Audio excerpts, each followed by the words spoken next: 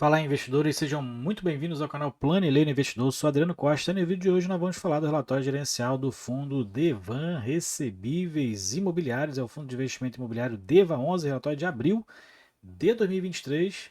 Então, fique conosco aí para você saber as informações atualizadas do DEVA 11, qual é o valor de mercado, como é que está as inadimplências do fundo, né? Quanto pagou, realmente foi o resultado que ele pagou, foi o que aconteceu ou está usando caixa. Então, fique conosco aí. Se você gosta desse tipo de assunto, se inscreva no canal, ative as notificações, deixe o seu like, é tudo de graça, mas tu ajuda muito a gente que ensina essas informações pelo YouTube. E eu vou deixar também esse relatório gerencial na descrição do vídeo para você baixar e também o link do nosso grupo do Telegram. Se inscreva lá e converse também com outros investidores. Vamos lá então, relatório gerencial do DEVA 11. Sou cotista do fundo, inclusive, né? Tem em torno de 5% da minha carteira alocada no DEVA 11. Tem mais de 2 anos o fundo, né?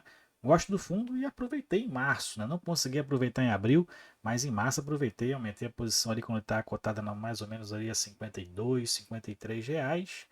E alguns números do fundo aqui, ó, 85 centavos por cota foi o quanto o fundo anunciou aí, pagou nesse mês de abril, né? O fundo dividend yield foi de 1,78% com base na cota de mercado, que dá quase 200% do CDI, como a gente verifica aqui, né?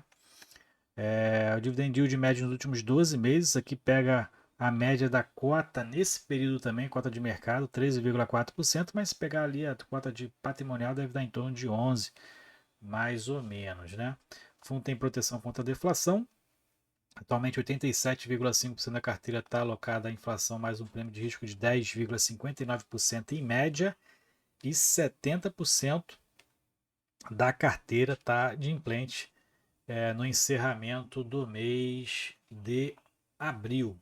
E atualmente o fundo tem mais de 133.500 cotistas, então, como já falei, eu sou um deles, e a participação de FIX está aqui, 0,67637. Bom, ele está também em 16 estados, né? Tem 48 operações em 16 estados. Aqui algumas informações gerais, né, que eu sempre falo aqui, é bom, porque às vezes tem a primeira vez alguém aqui vendo o relatório do DEVA 11, ele é um fundo que investe em CRI, em CRI, Certificado de Recebíveis Imobiliários, considerado renda fixa, né? E, inclusive alguns a gente tem ali acesso através do nosso home broker, através da nossa área de investimentos, na verdade, do banco, né? É claro, as operações que tem aqui dentro dos fundos, né, são operações que a gente não encontra lá disponíveis para a gente. Né? Público em geral, o público-alvo são os investidores em geral. O fundo tem desde agosto de 2020 para duração determinada, gestão ativa. Ticket na B3 é o DEVA 11, mais de 14 milhões de cotas emitidas, mais de 133.500 cotas, como eu já falei, gerido pela Devan A7, administrado pela Vortex, taxa de administração 0,20 e taxa de gestão 1% ao ano, calculada sobre o valor de mercado. Então, inclusive, a gente vai ver na DRE que esse valor reduziu aí para abril, e também tem taxa de performance 10% do QCD, 100% do CDI. Patrimônio atual 1,3 bi, 93,36 a cota patrimonial e 669 milhões e 900, quase 670 milhões, é o valor de mercado do fundo, pela cota que encerrou abril 47,40. Fundo que anuncia seus proventos sempre no quinto dia útil do mês subsequente, que ele faz referência, e paga no 10º dia útil do mês. Bom, os indicadores econômicos aqui a gente vê o IPCA 0,61, né? Foi no mês de abril, e o taxa DI 0,92%, e o IGPM teve variação negativa, né, nesse período. Algumas informações aqui gerais, né? O fundo que investe em CRI, essencialmente, né? Na sua essência, público-alvo investidores em geral, tem desde agosto de 2020, eu tenho ele desde 2021 mais ou menos, né? Gestão ativa, DEVA 11 é o ticket na B3, tem mais de 133.500 cotistas, como a gente já falou, né? Eu sou um deles, e gestor é a Devan Asset Investimento, administrado pela Vortex, 1,20% é a taxa de administração e gestão, e 10% do que exceder 100% de CDI é a taxa de performance. Patrimônio aí superior a 1,3 bi, 93,36 é a cota, 669 é o valor de mercado, 47,70 é o valor de mercado encerrado, e ele anuncia seus proventos no quinto dia útil do mês subsequente e paga no 10º dia útil do mês subsequente também. Bom, resultados do mês, então, o fundo distribuiu quase 12 milhões de reais nesse período, né, 85 centavos, até melhorou bastante, em torno de 2%, né, distribuído aí. Dividend yield anualizado está em 23,6, mas não se engane porque é em relação ao valor de mercado, né? Então o valor de mercado caiu bastante, dividend yield anualizado com base nele acaba subindo, sentido inverso. Nos últimos 12 meses o fundo distribuiu quase R$ 12 por cota, que deu 13,4%, calculado pela média das cotas de mercado no mesmo período. Então, pelo valor da cota no período dos últimos 12 meses, dá 13,4%. Se pegar só em relação ao mês anterior, 23,6%. Se pegar pelo valor patrimonial, deve dar em torno de 11% de distribuição, né? E aqui a gente verifica que a carteira do fundo, né? E prêmio de risco, como a gente já falou, a gente vai comentar mais para baixo também. A distribuição foi afetada pelas inadimplências do período, também a gente vai ver mais para baixo. E o mês de abril teve 18 dias úteis, né? Que impactou então. E o fundo, o próximo rendimento vai ser considerado março 0,71 e abril 0,61%. Vai ser uns cálculos para os rendimentos que vão ser distribuídos em referente a maio, que vai ser pago em junho, né? Dentro da DRE gerencial, a gente verifica aqui que o fundo teve uma melhora nos juros dos CRIs, então 8,1 milhões, quase dobrou, né? Quase dobrou o mês anterior. Correção diminuiu um pouquinho, 3,4 milhões contra 5,1, 482 mil rendimento de caixa, então ele utilizou caixa aqui para pagamento em relação aos proventos, acho que de março, se eu não me engano, né? Usou, não, pelo resultado aqui não usou, né? Pelo resultado gerencial, distribuiu tudo que foi a apuração, né? Bom, aqui a gente verifica que o resultado então foi de 12 milhões de reais, né? Despesas do fundo também reduziram aqui, porque as taxas são com base no valor de mercado. Então, redução de valor de mercado, redução das despesas das taxas gerenciais, a taxa de administração, vai ficar com base no valor de mercado. O fundo distribui então 85 centavos por cota, baseado na cota de mercado de fechamento 1,78 e baseado na cota patrimonial 0,91%. Mesmo assim, um ótimo provento, né? Aqui é a distribuição, aqui é o rendimento, a composição dos rendimentos por cota, que é o dividend yield médio, que ainda está ali em torno de 1,2%. Aqui mais para baixo a gente verifica o portfólio. Então a gente tem a legenda, os pagamentos em dia estão em verde, então a primeira página a situação está bem feia, né? Rosé e amarelo, tem muitos verdes sim, mas rosé e amarelo tem bastante também, né? Principalmente naqueles que têm maior participação no PL do fundo, né? Então aqui a gente verifica que os pagamentos em carência, tem alguns aqui, ó, circuito de compras, WAM, né? Tá aqui em amarelo, tá quase, né? Ali um meio termo, né? Não tá em dia, mas também não tá inadimplente. E mais a gente verifica aqui que o grupo que gerou todo aquele problema judicial, que não ia, né? Ele entrou com uma liminar para não pagar o que devia. E aí gerou esse mal-estar todo aí, essa inadimplência no fundo, o fundo despencou no mercado. Enfim, ele ainda continua inadimplente, né? A gente verifica aqui que está em rosé, a maioria deles, GPK-A, GPK2, GPKB, GVI, Aquaprime, Brasil Parques, é tudo do grupo GPK, né? A gente verifica que muitos aqui estão inadimplentes ainda, né? Aquaprime e outros novos aqui que não estavam, né? A segunda página está um pouco mais bonitinha, né? Mas tem aqui o gramado BV ainda, também do grupo GPK. Então aqui tem o overview, né? O macroeconômico, não vou fazer a leitura de falar que sobre a taxa básica que não aumentou, né? A renegociação dos ativos, ele destaca aqui que as operações são high yield, né? Não me diga, é claro que a gente sabia. High yield também é o extremo, mas faz parte, né, do risco, né? Então a dívida acaba acompanhando os descasamentos acabam acontecendo no longo prazo. Tem também piora, melhora, pegou bons ventos aí nos últimos anos, agora pegando aí as situações difíceis da economia, né? Então faz parte aí do investimento. A qualidade de crédito acaba aumentando e piorando, a gente verifica que o cenário não é bom para o crédito, muitas empresas quebrando por conta disso, né? Inclusive o último que teve aí pedindo recuperação judicial foi a Light, né? Então tá um cenário muito complicado aí para as empresas, né? Com altas despesas financeiras em seus balanços, né? Bom, mais para baixo a gente vai ver alguns detalhes aqui importantes, que é esse inadimplemento aqui da NG30, Búzios e Gran Viver 2, está inadimplente a partir de abril, não pagaram ainda, né?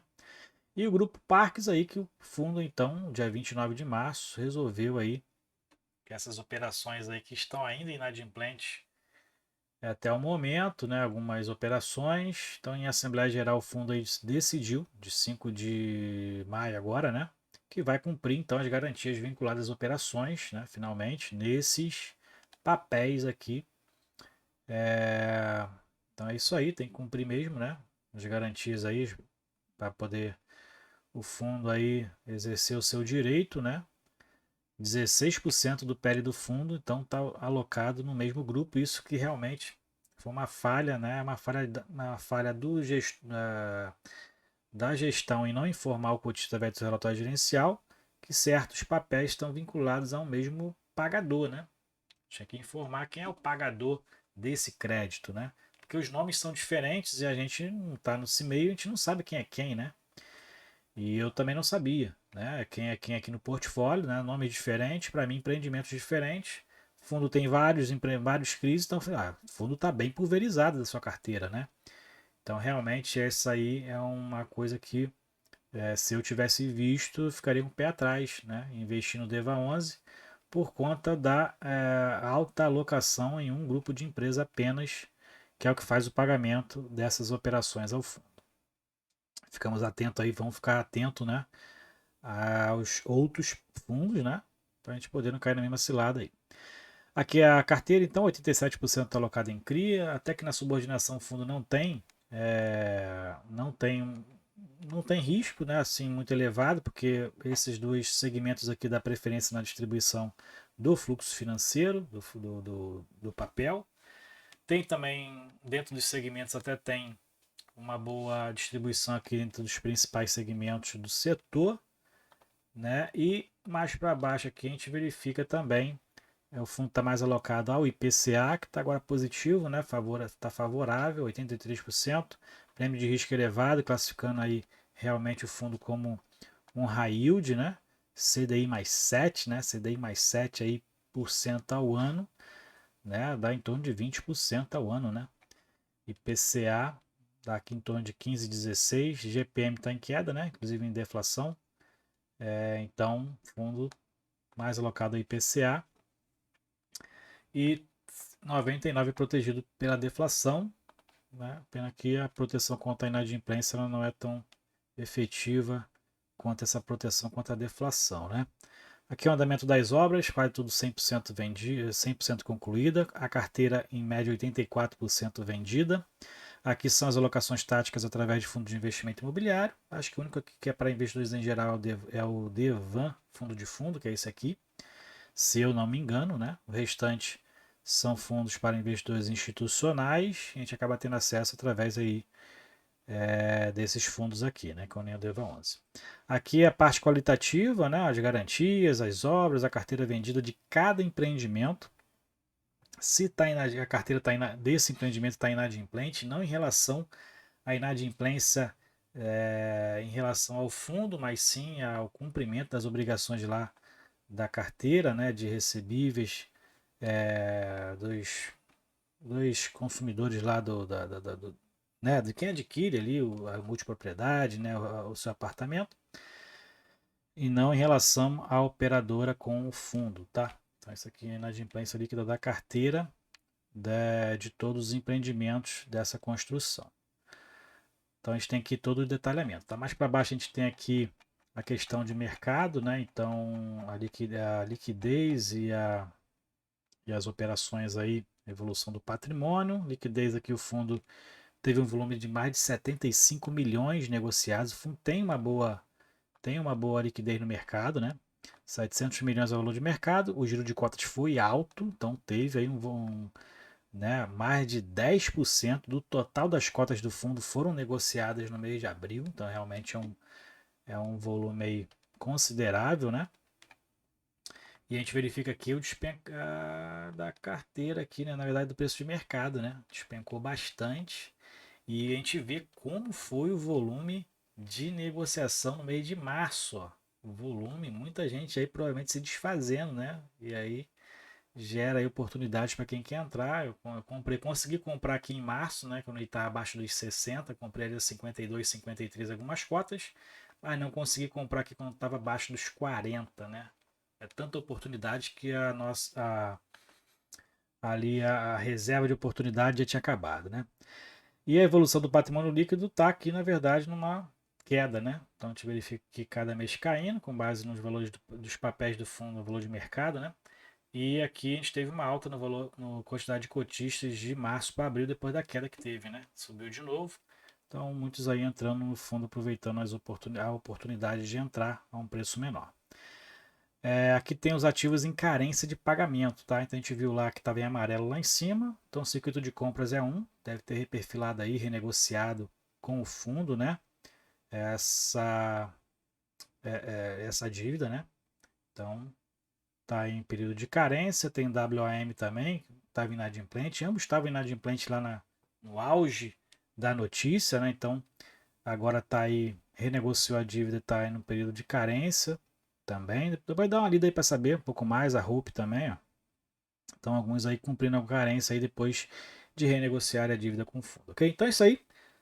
Esse é o Deva 11, as notícias aí atualizadas através do seu relatório gerencial. Se você gostou do vídeo, deixe o seu like, se inscreva no canal, compartilhe com a gente se você é cotista do Deva 11. Eu tenho em torno de 5% da minha carteira alocada no Deva 11, já tem mais de 2 anos que eu sou cotista do fundo. Eu gosto do fundo, é um fundo high yield, mas fazer o quê? Tem que ter uma parcela ali da carteira, né, que tem um risco maior. E o meu risco maior tem aqui no Deva 11, também tem o VSLH 11, que ainda não se recuperou, também está na minha parcela de risco da carteira. E é isso. Deixe seu like então aí, compartilhe com outras pessoas. Até o próximo vídeo. Tchau, tchau.